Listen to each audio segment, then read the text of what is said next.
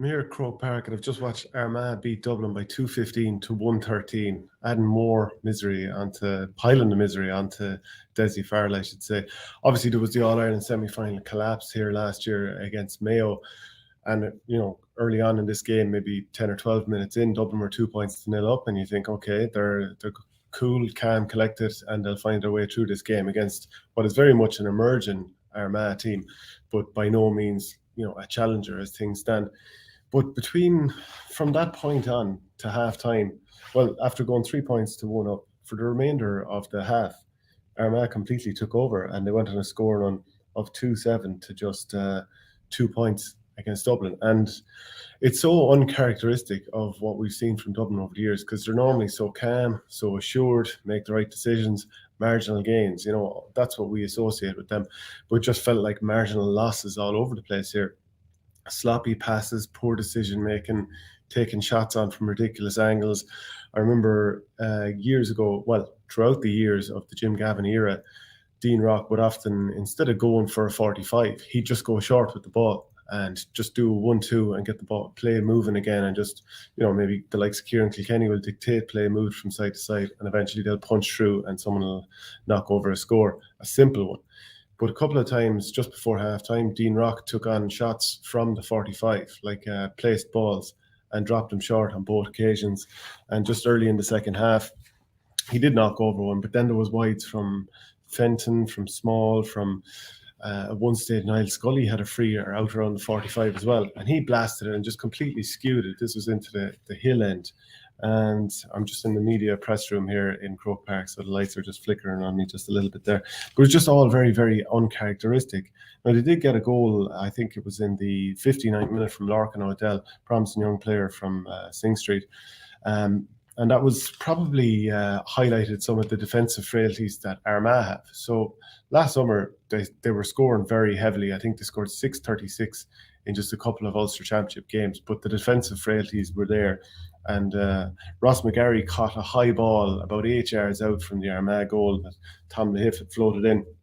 He's not a big man, and those defenders for Armagh, you'd think someone would get in there, or the goalkeeper, but Blaine Hughes. But no, he was able to catch the ball, turned, his shot was blocked, and O'Dell pulled it into the net with his left foot.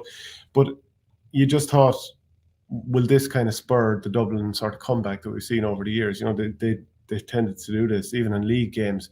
Remember, was it Monaghan a couple of years ago? They were well behind and they came back and drew that game, if I remember correctly. But even after they scored that goal, which made it 213 to 110, 10 minutes left plus 7 minutes injury time as it turned out, 6 points behind.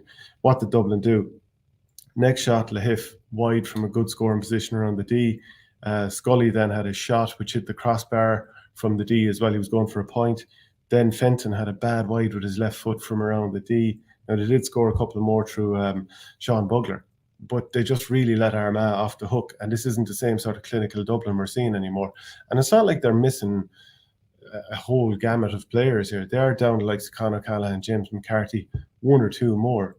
But an awful lot of the team that was out against Mayo last August was here also. So, there are definite concerns for Dublin going into the rest of the season.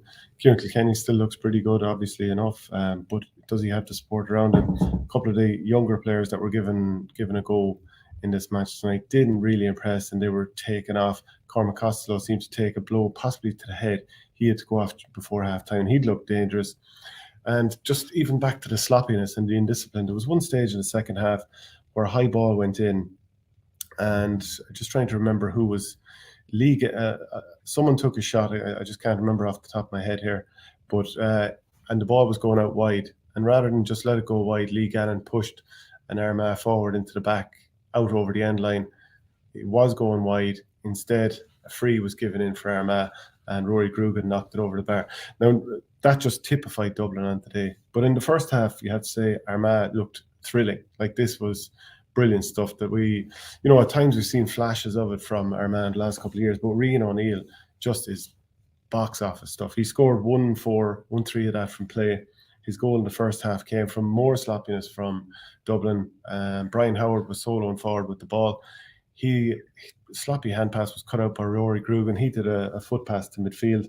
Aidan Nugent, or was it Jason Duffy, with a long ball into the square. Rian O'Neill, he caught it, turned and just slammed it past Evan Comerford. A few minutes later, Rian O'Neill gave the ball to Duffy. He was around the D. He did a lovely little sidestep past John Small and clipped the ball over Evan Comerford into the net. Now, I'm not entirely sure if he was going for goal because he had a bit of a smirk after it, but either way, he got it.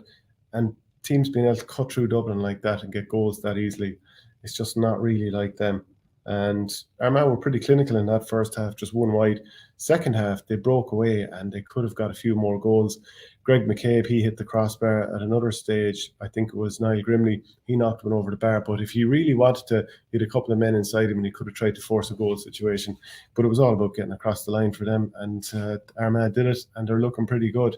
And I'd be curious to hear your thoughts on Dublin because not the most